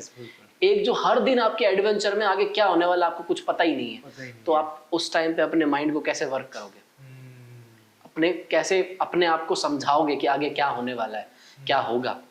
अभी रिसेंटली मैं जब नवसारी से त्र्यंबकेश्वर जा रहा था, तो वापी से होते हुए त्र्यंबकेश्वर का जो रास्ता है, नानापुंडा होते हुए सुतारपाड़ा और ये जो छोटे मोटे गांव आते हैं पीठ करके, ये लोग आदिवासी इलाका है। वहाँ मेरे को ढंग से खाना नहीं मिला यार। क्योंकि वो खाना हो सकता है मेरे को अच्छा ना लगा हो, मेरे को भाया ना हो। मैं वहाँ पे सच में हर एक ढाबे पे रुक के, लेकिन एक चीज़ अपने इंडिया की बढ़िया है कि आप किसी भी कोने में चले जाओ इंडिया के, आपको ढाबे मिल जाते हैं। ये है। तो वहाँ पे अगर कुछ मिले ना मिले, आपको चाय और पार्ले जी बिस्किट जरूर मिल जाएगा। तो मैं उसमें अपना काम चला रहा था। और ऐसी बहुत सारी जगह है जहाँ मेरे को पानी भी नहीं मिला, कभी कभी खाना नहीं मिला। कई ऐसे रास्ते आए कि जहाँ मेरे को लोग ही नहीं मिले, पूरे पूरे दिन लोग नहीं मिले। और जब मैं सोमनाथ साइड गया था तो मेरा मुकाबला शेरों से भी हुआ, जैसे लॉयंस, मैंने उनको देखा रोड पे। अब एक छोटा बच्चा 22-23-25 साल का लड़का, उसके सामने शेर आ जाए तो क्या कर सकता है? हम यही कहेंगे भाई ठीक है यार, नाश्ता बना ले, खा ले मेरे को, और क्या, खत्म कर कहानी। लेकिन कहीं ना कहीं महादेव का हाथ था तो उस प्रॉब्लम से भी निकले। और बहुत फाइनेंशियल क्राइसिस भी आते हैं उन सब चीज़ों में, तो होती है तकलीफ, तो बहुत होती है जो आप सोच नहीं सकते, क्योंकि जो करता है उसी को पता है, और जो नहीं करता है तो फिर वो तो कुछ भी बोल सकता है, कहने को तो कुछ भी बोल सकता है यार। प्रॉब्लम्स तो आएगी, और महादेव ऐसे ही किसी को नहीं मिलते कि अगर आपको कैलाश जाना है तो आपको खुद की तलाश करनी पड़ेगी, तब जाके आप कैलाश पहुंचोगे। बात सही। प्रॉब्लम्स तो लाइफ में बहुत ज्यादा ही है। देखो प्रॉब्लम्स हमारी लाइफ में भी ज्यादा है, जैसे हम पॉडकास्ट भी कर रहे हैं ना, सबकी लाइफ में प्रॉब्लम है। पॉडकास्ट भी कर रहे हैं ना, देखो अभी लाइट का भी इशू चल रहा है, अभी बंद हो गई। प्रॉब्लम देखो हर जगह प्रॉब्लम, हर जगह प्रॉब्लम, हर जगह प्रॉब्लम्स ना मक्खी की जैसी, पूरी इतनी अच्छी बॉडी है वो कहीं भी नहीं बैठ, जहाँ पे चोट लगी है ना वहाँ पे जाके वहीं बैठेगी, बस यही बस प्रॉब्लम्स भी वही प्रॉब्लम है, बस हमको ऐसे करना है। इसमें कहा ताली बजाने। जैसे यात्रा करते हैं तो आपने बताया कि खाना और पानी पीना बहुत मुश्किल होता है, रहना करना सब जगह बहुत सारी। तो आप अपना गुजारा कैसे कर लेते हैं? गुजारा देखो, इन सब में सबसे पहले थैंक यू बोलना चाहूँगा। इस यात्रा में जितने भी मेरे भक्त हैं, महादेव के भक्त हैं, वो लोग मेरे को हेल्प करते हैं। मेरी फैमिली मेरे को कभी कभी हेल्प करती है, कभी कभी दोस्त हेल्प करते हैं, और कभी कभी भगवान महादेव किसी को भेज देते हैं तो वो हेल्प करने के लिए सामने से पहले से ही रेडी रहते हैं। और फिर भी इन सब चीज़ों से हो नहीं पाता है उतना जितना आप सोच रहे हैं, या फिर जितना आपको मिलना चाहिए एक्चुअली में, वो मिलता नहीं है। ये मैं कहना चाहूँगा इस चीज़ में कि मान लो कि आपको 4 रोटी की भूख लगी, आपको आधी रोटी मिले, तो आप फिर कैसे गुजारा निकालोगे उस चीज़ में? जैसे आपके इतने सारे फॉलोअर्स हैं, राइट, तो वो लोग कई जगह पे आपको हेल्प करते हैं, कोई जगह पे स्पॉन्सर मिलते हैं, ऐसा कुछ होता है? देखो स्पॉन्सर की अगर मैं बात करूँ तो मुझे 2 बड़े स्पॉन्सर मिले थे इस यात्रा में। एक तो मेरे बालोतरा राजस्थान बूढ़ीवाड़ा गांव है, विक्रम आदित्य सिंह, और उनकी बहुत बड़ी एक स्कूल कॉलेज क्लासेस चलती है। क्लासेस का नाम है स्प्रिंग बोर्ड क्लासेस, जो IAS और RS बनाती है, मतलब पुलिस RS और IAS बनाती है स्टूडेंट्स को। तो उन्होंने मेरे को एक बारी जब मैं बालोतरा से निकला तब मेरी हेल्प की थी, और दूसरी हेल्प मेरी सबसे बड़ी की थी राजदीप सिंह रिबड़ा ने, जिनको पूरा गुजरात आई थिंक जानता है, और सौराष्ट्र के मेरे अकॉर्डिंग और वहाँ के लोगों के अकॉर्डिंग वो आज भी वहाँ पे एक गद्दी पे बैठे हैं, एक राजा की गद्दी पे बैठे हैं, राजदीप सिंह रिबड़ा, महिपत सिंह जी रिबड़ा, शायद आप जानते होंगे, आपने नाम सुना होगा। तो उन्होंने मेरे को एक हेल्प की थी। लेकिन उसी चीज़ में क्या हुआ कि एक इंसान है, उस इंसान का मैं नाम यहाँ पे नहीं लूँगा, तो जो राजदीप ने मेरे को स्पॉन्सर किया था, राजदीप भैया ने, उसमें से 90% मनी एक इंसान ने मेरे से धोखे से ले लिया। और वो इंसान, हाँ, धोखे से ले लिया कि मुझे चाहिए और मैं तुमको 1 महीने में वापस कर दूंगा। जबकि क्योंकि मेरा ऐसा था कि 10,000 का गुजारा अगर मैं रखूँ अपने पास 10,000, तो मैं हफ्ते भर, 2 हफ्ते, 3 हफ्ते निकाल सकता हूँ मैं। तो अब एक तो चीज़ ये कहूँगा कि भरोसा नहीं करना चाहिए यार इस दुनिया में किसी के ऊपर भी। मैंने किया वो भरोसा, मेरे को ठोकर मिली, तो मैंने उस इंसान को 85,000 रुपीज़ दिए। और वो दिन और आज का दिन, उस बात को 1.5 साल से ऊपर होने आया, वो मेरा अभी फ़ोन नहीं उठा रहा बंदा, ना वो मैसेज के रिप्लाई देता है और ना ही वो फ़ोन उठाता है। जब मैं उसको कुछ बोलता हूँ तो उल्टी मेरे को मारने की धमकियाँ मिलती है। तो ये चीज़ है कि लोग आपको देने वाले मिलेंगे तो आपसे छीनने वाले भी आपको मिलेंगे। लेकिन एक चीज़ मैं कहूँगा, जो लोग देने वाले होंगे ना, उनको आपसे कुछ नहीं चाहिए, वो आपको जानते भी नहीं होंगे, अनजान होंगे आपके लिए, लेकिन जो छीनने वाले हैं वो सारे आपके अपने ही होंगे। तो गुजारा ऐसा है कि अभी ठीक है 2 ही जगह स्पॉन्सरशिप मिली, एक तो मिली तो वो तो चल गया गुजारा 3-4 महीने के लिए, और फिर दूसरी जो मिली वो पैसे किसी और ने ले लिए।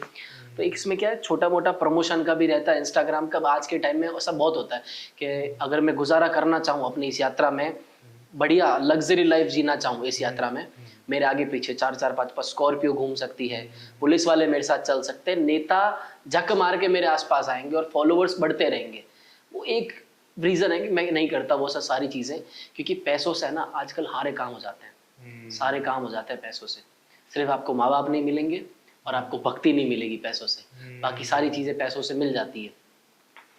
तो इसमें क्या सीन है कि मेरे को प्रमोशंस आते हैं इंस्टाग्राम पे, लेकिन जो जेन्युइन प्रमोशंस होते हैं वो मेरे पास आते नहीं है। जेन्युइन इन द सेंस कि अगर कोई प्रोडक्ट का आता है प्रमोशन तो वो लोग कहते हैं कोलैबोरेशन करो, उसके बाद वो चीज़ क्या कहते हैं कि इसको आप पेड मत करो, आप प्रोडक्ट रख लो। प्रोडक्ट रख के मैं क्या करूँ भाई, मेरा क्या, तुम्हारा प्रोडक्ट बिच रहा है, हम कुछ कर रहे हैं आपके लिए, तो आपको भी कुछ करना चाहिए सामने से। यस बिल्कुल। तो वो चीज़ होती है। तो ऐसे में सारे ये प्रमोशंस हो नहीं पाते, फिर प्रोडक्ट वाले कौन करेगा?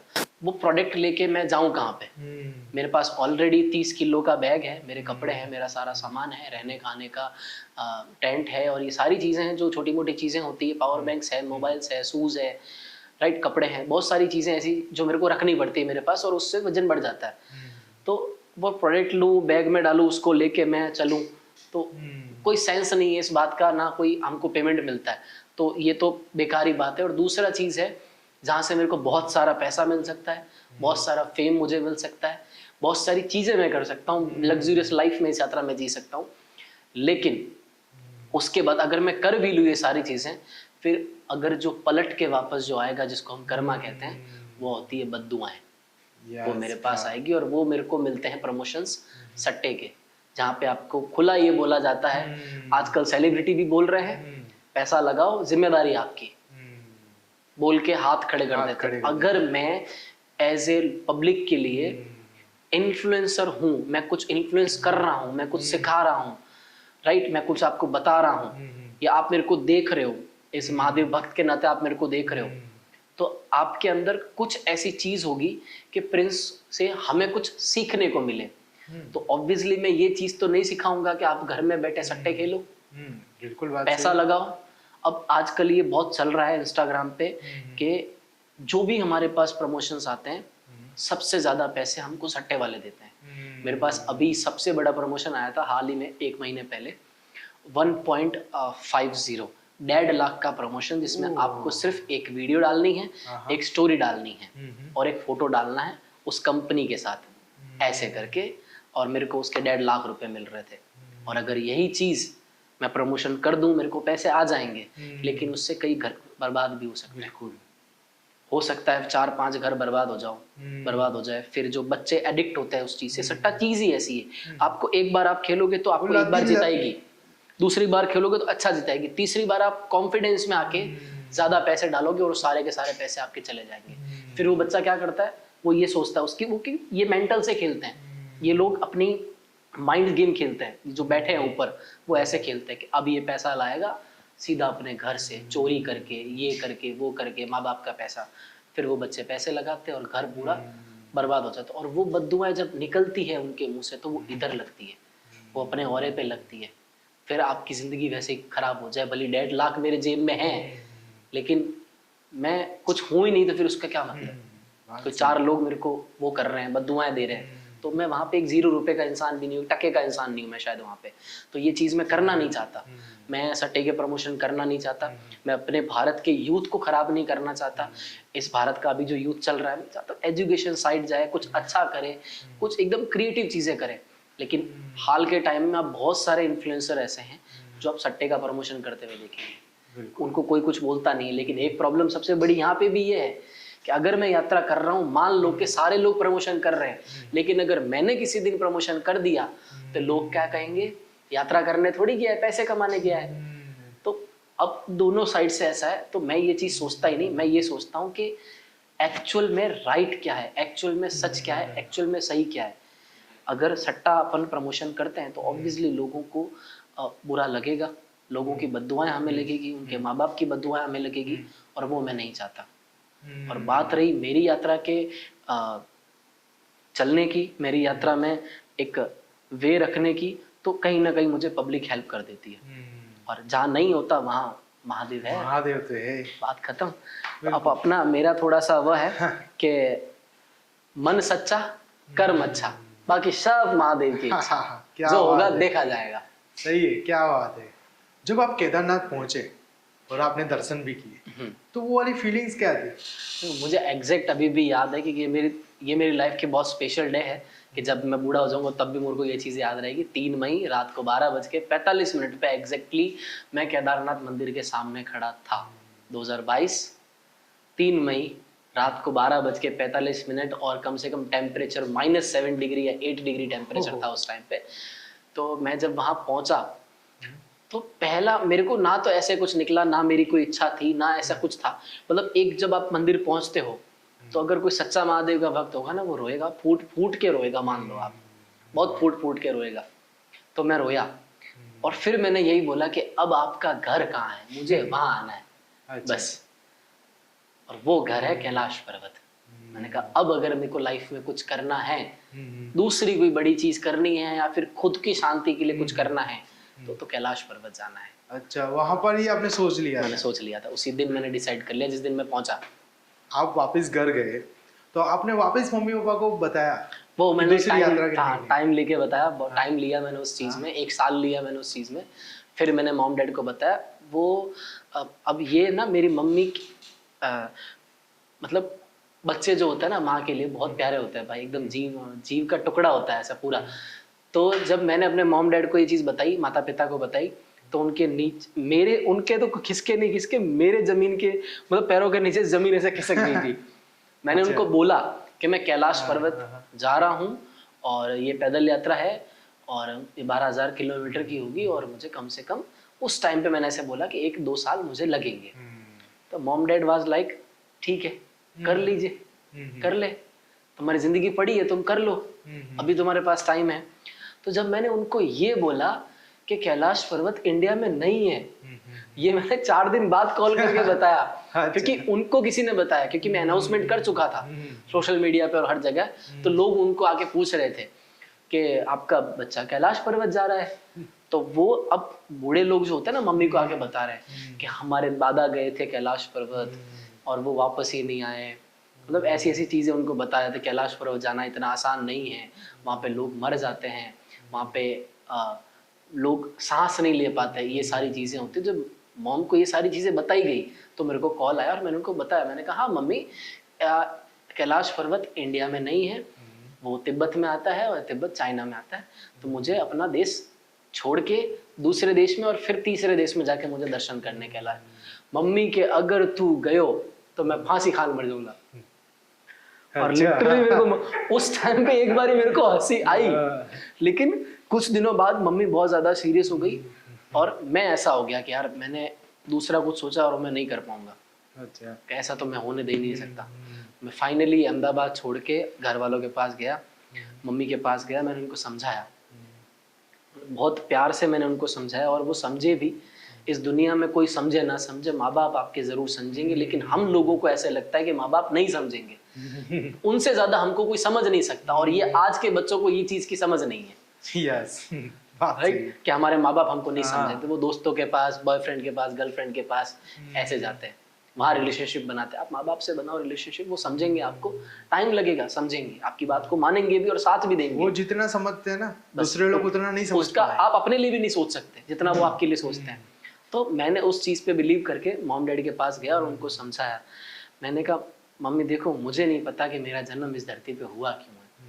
मैं आज तक सारे उल्टे काम करता आया हूँ, मारपीट करना, डांस करने को भी मैंने उस टाइम पे, मेरे डांस को भी मैंने उल्टे काम में डाल दिया कि डांस करना, पढ़ाई नहीं करना, आवारीगर्द करना, घूमना फिरना, खर्चे करना, ये सब कुछ मैंने किए अपनी लाइफ में। अब मैं जब एक सही काम करने जा रहा हूँ तो उसमें साथ दो मेरा, और मैं ये चीज़ की गारंटी नहीं ले सकता कि मैं वापस आऊँगा कि नहीं आऊँगा, बस मुझे वहाँ पहुँचने तक का मेरा साथ दो। मैंने ये जब बोली तो मम्मी ने मेरे को बहुत जोर से चांटा मारा कि वापस कैसे नहीं आएगा तू, और मम्मी रोने लग गई। मुझे मम्मी को चुप कराने में टाइम लग गया उस टाइम पे। भाई माँ तो होती है, माँ होती है, क्या कर सकते हैं। मैं मम्मी रोई उस टाइम पे मेरे सामने कि ऐसा नहीं बोलना चाहिए तुझे कि वापस आएगा कि नहीं आएगा, क्योंकि मैंने देखा है वहाँ पे लोग सच में हो जाती है अगर कोई घटना, प्राकृतिक आपदाएं, आज पंजाब में हम देख रहे हैं तो कुछ भी हो सकता है। और कैलाश पर्वत है ही महादेव की जगह, अब वो उनके ऊपर है कि मेरे को आने देंगे कि नहीं आने देंगे, सब उनके ऊपर है। तो मैंने जब उस मम्मी को बोला, मैंने कहा कैलाश पर्वत जाना है और वो इंडिया में नहीं है, तो साफ मना कर दिया। मम्मी ने बोला कि अगर तू गया, घर से बाहर पैर भी रखा या फिर अहमदाबाद भी अब गया तो मैं फांसी खा लूँगी। लेकिन क्या जैसे तैसे करके मेरे माता पिता मान गए। फाइनली मैं कैलाश के लिए निकला, और जिस दिन निकला था उस दिन मेरी लाइफ का एक मोमेंट और था जो मेरे को अभी तक याद है। मेरे मम्मी ने और मेरे पापा ने मुझे बोला था, मैं जब जैसे ही अपने घर से बाहर निकला, आपको वीडियो वो यूट्यूब पे भी मिल जाएगी मेरे चैनल पे, मैं अपने घर से बाहर निकला और मम्मी एक पानी का लोटा लेके आई। ये रीति रिवाज होता है जब आप किसी यात्रा में जाते हो, तो एक पानी का लोटा लेके आई और मम्मी ने जब पानी ऐसे दिया मेरे को कि ले पी, पीने से पहले एक बात कही कि आज जब तक तू कैलाश से वापस नहीं आ जाए, इस घर से तेरा कोई नाता नहीं है, ये तेरे घर का आखिरी पानी है तेरे लिए जो हम तेरे को पिला रहे हैं, और हम कुछ तेरे लिए कर नहीं सकते। तू हमारे लिए एक संत है और इससे ज़्यादा कुछ नहीं है, बेटा नहीं है। ये अगर ये यात्रा का रूल होता है, ये आखिरी पानी है जो तू हमारे घर का पी रहा है। और सच में वो शायद ऐसा लग रहा है आखिरी पानी था, और अब तक 2 साल होने आए मैंने अपने घर का पानी नहीं पिया है, खाना नहीं खाया है, सिर्फ माँ बाप को देखा है, वो भी वीडियो कॉल पे और या फिर फ़ोन कॉल पे बात हुई है। ये भी सबसे बड़ी चीज़ है, यात्रा का रूल है मेरा कि मैं अपने माँ बाप से मिल नहीं सकता, मैं अपनी फैमिली से मिल नहीं सकता इस यात्रा में।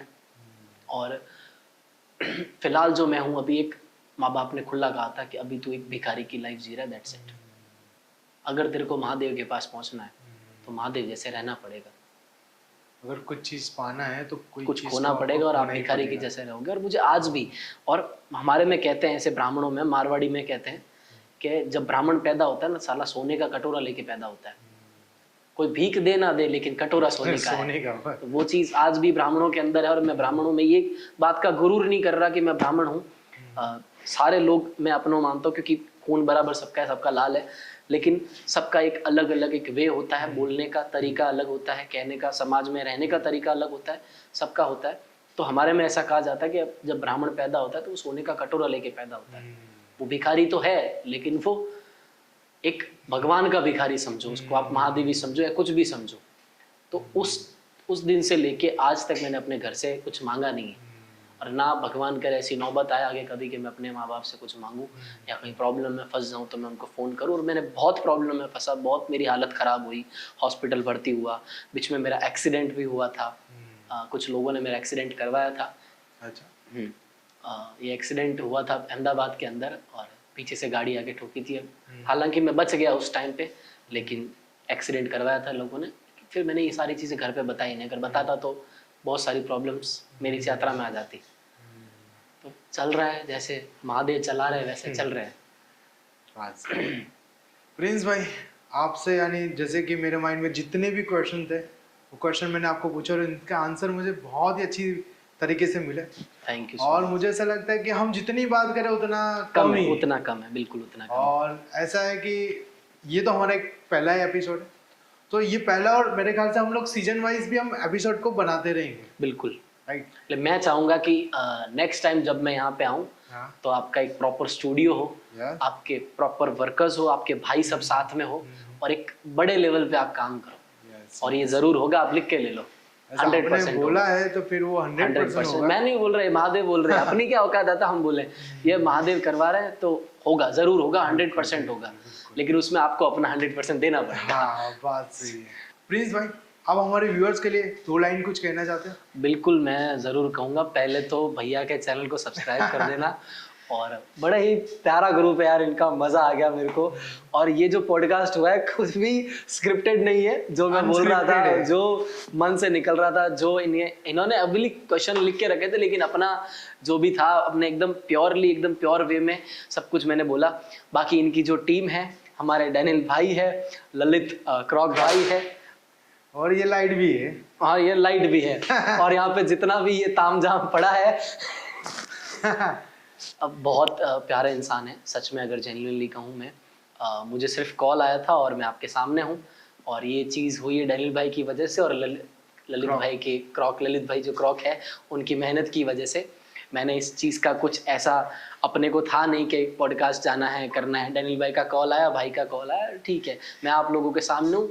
मैं ये चाहता हूँ कि जैसे मैंने प्यार इन भाइयों को दिखाया है, वैसा ही प्यार आप लोग भी इन भाइयों को प्लीज़ ज़रूर दिखाइए। आपके शहर में रहते हुए बहुत ज़्यादा मेहनत कर रहे हैं, तो ये मेहनत आप लोगों के सामने आनी चाहिए और रंग लानी चाहिए। और एक लाइन में और कहना चाहूंगा, ये मैं कभी कभार खुद से लिख लेते हैं, लेखक तो है नहीं अपन, राइटर तो है नहीं, लेकिन लिख लेते हैं।